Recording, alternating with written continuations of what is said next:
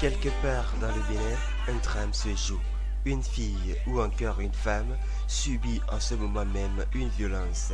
Le Bénin compte 52% de femmes pour une population dans l'ordre de 10 millions. 69% des femmes ont subi une fois dans leur vie des violences. Plus de 51% quant à elles ont subi des violences physiques et ou morales. 28% des femmes ont des violences sexuelles et 1,4% des filles de moins de 14 ans ont été violées, sans oublier les 8% de femmes qui ont subi un enlèvement. Des chiffres officiels relevant d'une étude commanditée par le ministère de la Famille, des Affaires sociales, de la Solidarité nationale, des handicapés et des personnes de troisième âge.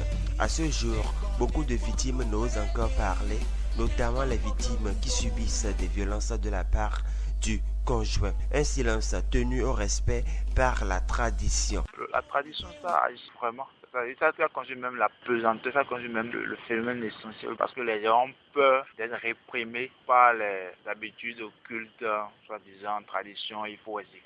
Que quelqu'un veut faire obstacle à ça, on le punit de façon occulte. Pour la première fois, depuis les tristes événements qui ont caractérisé sa vie d'adolescente, une victime de violence basée sur le genre parle à cœur ouvert. Elle s'est défaite, dit-elle, de la croyance populaire qui auparavant la maudirait si éventuellement elle parlait. Nena basokumo alimatu ne wonyenda novami nana wa katremo bakama hege kwa katam tondro wina kunye ne woka neho nasia wa ke rundi asibiti yoka miana tombo kurude mayeno. Je suis née en 1980. J'étais en classe de 4e quand j'ai été mariée de force à quelqu'un que je ne connaissais pas. Je n'avais que 14 ans. Je suis rentrée des classes mercredi après et j'ai vu une dizaine de personnes chez eux. Le temps de saluer papa et les étrangers, j'ai remarqué qu'il y avait 2 calebasses remplies de cola et des bouteilles de liqueur. De l'argent était déposé dans une calebasse sur les colas. Papa et ses autres, ils étaient particulièrement contents. Quand j'étais entrée dans la cour, je me demandais à quoi était dû ce rassemblement. Je savais tout de même que pour un mariage, ces éléments étaient indispensables. Qui se mariait, me suis-je demandé avant d'entrer dans la case. Ma grande sœur aînée et mes 2 grands frères s'étaient déjà mariés d'eux. Je n'avais pas fini de trouver de réponse à ma propre question quand je vis maman en train de pleurer. J'ai tout compris. À peine ai-je fini de me déshabiller que mon père m'appela. L'instant d'après, j'étais devenue la propriété privée de l'homme à qui mon père a dit: voici ta femme. Dès demain, elle sera chez toi. Le soir, après quelques rituels que m'a fait faire une vieille dame, j'ai été renvoyée chez l'homme dont j'étais devenue la femme. Le lendemain, quand on me conduisit chez lui, il était déjà entouré de 2 femmes. Le soir de mon premier jour dans ma nouvelle demeure, j'ai été violée. Les jours qui ont suivi n'ont rien changé à mon sort. J'étais appelée à un de synchronie. Les fois que j'ai tenté de m'opposer, j'en ai eu à mes dépens. Aussi remarquai-je que j'étais loin d'être considérée comme une femme. Impossible pour moi de vivre dans cette atmosphère. J'ai fini par m'évader et refuser qu'on décide de ma vie. Quand j'ai rejoint le domicile de mon papa, il m'a tout simplement renvoyé de chez lui. Aujourd'hui, j'ai encore le souvenir de cette horrible scène qui me hante. Néanmoins, j'ai réussi à refaire ma vie. Je m'occupe à présent de ma petite famille, sans pour autant abandonner la couture contre son chien. Scolarisé dans une totale indifférence. Comme yo, les bébés et Chimogule, mon géno, chile, Mawé, Tapeton, Bétolé, Télé, et si a jiwe mide.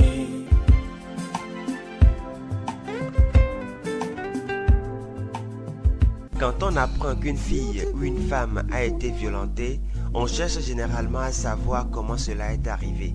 Très peu se demandent pourquoi une telle chose n'a pu être évitée.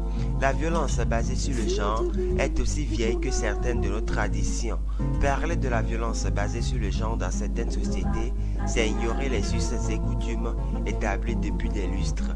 la violence basée sur le genre n'est toujours pas perçue comme un acte portant atteinte à l'intégrité physique ou morale de la victime. C'est un comportement qui, selon les détracteurs de la thématique, les violences liées au genre contribuent à régir la société. Malgré donc le vote et la promulgation de la loi numéro 2011-26 du 9 janvier 2012 portant prévention et répression des violences faites aux femmes, les mentalités n'ont toujours pas évolué dans l'unique optique de faire régresser les différentes formes de violences faites aux femmes et aux filles. Les formes de violence basées sur le genre connues à ce jour s'énumèrent au rang des violences verbales et psychologiques, des violences physiques, la traite des enfants et des jeunes filles, les violences sexuelles ainsi que les pratiques traditionnelles néfastes pour ne citer que celles-là. La violence perpétrée à travers les témoignages précédents trouve son fondement dans les bases socioculturelles.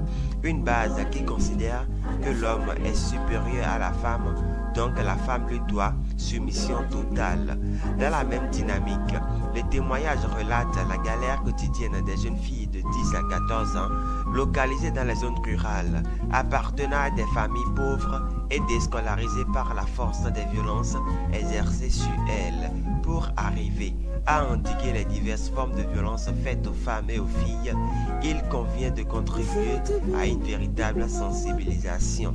D'ailleurs, selon la préface de la loi de Madame la ministre de la Famille, des Affaires sociales, de la Solidarité nationale, des handicapés et des personnes de troisième âge d'alors, Fatouma Amadou Djibril, dans son dernier alinéa, il est porté à la connaissance de tous, je cite, la loi numéro 2011-26 du 9 janvier 2012 portant prévention et répression des violences faites aux femmes redonnera certainement espoir aux femmes. Sa bonne application et son appropriation par les femmes elles-mêmes en dépendent. Fin de citation.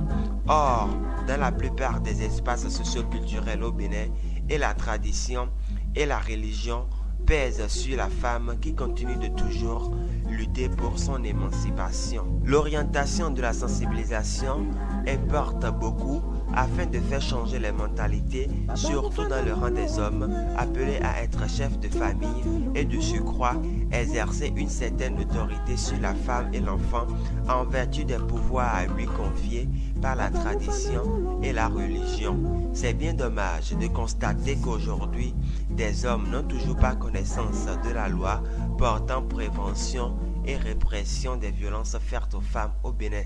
Écoutons plutôt. Je n'ai aucune concept de cette loi. Non. Je n'ai pas du tout entendu parler de ça. Loi numéro...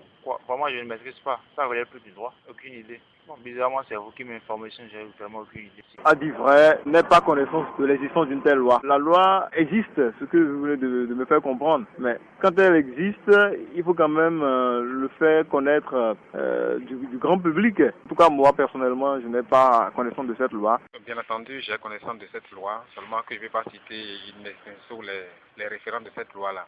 Mais je sais que la loi existe et qui vient préciser même un certain nombre de principes, de règlements, de réglementations qui existaient auparavant. Et pourtant, en méconnaissance de la loi, des personnes peuvent tomber sous le coup de la sanction, puisqu'au titre 5, chapitre 2 de la loi numéro 2011-26 du 9 janvier 2012, des dispositions pénales sont prévues aux articles allant de 30 à 37 afin de sanctionner les auteurs d'actes de violence sur les femmes.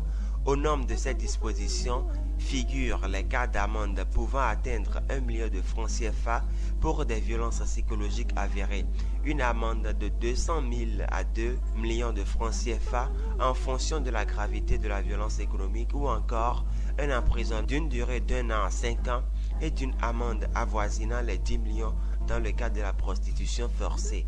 Autres peines également sont prévues, notamment à l'article 36 du titre 5 chapitre 2 qui punit la zoophilie comme défini à l'article 3 de la loi numéro 2011-26 du 9 janvier 2012 par un emprisonnement d'une durée d'au moins 10 ans et d'une amende de 25 millions de francs CFA ou plus, sans oublier que pour toute infraction pénale qui réprime les violences physiques ou sexuelles, le fait que la victime et l'auteur jouissent d'une relation domestique définie aussi à l'article 3 de la loi sera retenu comme circonstance aggravante. Ce citoyen s'étonne du volet pénal de la loi dont il ignore l'existence. Non, une loi qui est pénale, donc moi par exemple, je ne suis pas informé, mais je n'ai pas connaissance, franchement. C'est vraiment grave dans le sens où une loi qui est supposée réprimer ceux qui seront dans l'infraction et que la population ne sont pas informés, je pense que c'est vraiment grave. Néanmoins, des actions sur le terrain sont menées. Le constat est bien là. Lorsque vous vous rapprochez par exemple de l'Office central de protection des mineurs, le CPM, le seul organe étatique pour le moment qui s'occupe de cette répression, il y a eu beaucoup d'actions qui ont été posées au niveau des commissariats. C'est tous les jours qu'il y a des situations que les commissaires ou bien les officiers de police gèrent tout le temps. Donc les deux volets sont en marche. Les deux volets en question sont les volets préventifs et celui répressif. Toutefois, il faudra encore plus de sensibilisation. Il faut l'instruction, parce que c'est l'ignorance qui fait que les gens se disent non, il faut continuer avec ce que les grands-pères ont eu à faire. Donc il faut que la grande majorité de la population, surtout les filles, il faut qu'on les mette à l'école encore, parce que souvent, pour ne pas stigmatiser les religions qui ont des couvents qui n'aiment pas que les filles aillent à l'école, tout ça, puis entre eux là-bas. Et moi je pense de mon côté qu'il faut vraiment les sensibiliser afin que ceux qui sont dans les couvents puissent aussi être instruits encore, surtout les filles, afin que le mal diminue. Normalement, ils doivent sensibiliser les personnes, organiser des conférences pour qu'on puisse savoir que la pleine loi est punie. Et je pense que la faute imputable au gouvernant, au législateur, c'est son devoir, j'allais dire, de vulgariser la loi, si bien que elle soit connue du grand public, et même la possibilité de l'écrire dans nos langues maternelles. La sensibilisation n'est pas encore atteint la vitesse de croisière qu'il fallait. Vous savez, nous sommes dans un pays où les textes sont toujours plus en avance sur les comportements. Ce qui est de l'ordre de la tradition, ce qui est de l'ordre du comportement, ce qui est de l'ordre de l'ontologique, on ne peut pas se lever du jour au lendemain et changer. On ne peut pas décréter une loi, par exemple, pour dire qu'on va cesser d'être féodal, qu'on va cesser d'être phallocrate, qu'on va cesser d'être misogyne. La sensibilisation doit, à mon sens, commencer dès la base et déjà dans les écoles mixtes, montrer qu'il n'y a pas de différence entre les filles et les garçons en matière de traitement, en matière de chance, en matière d'égalité. Et donc, au Bénin, les sensibilisations ont encore du chemin à faire, les formations aussi. Les faits punis sont désormais connus,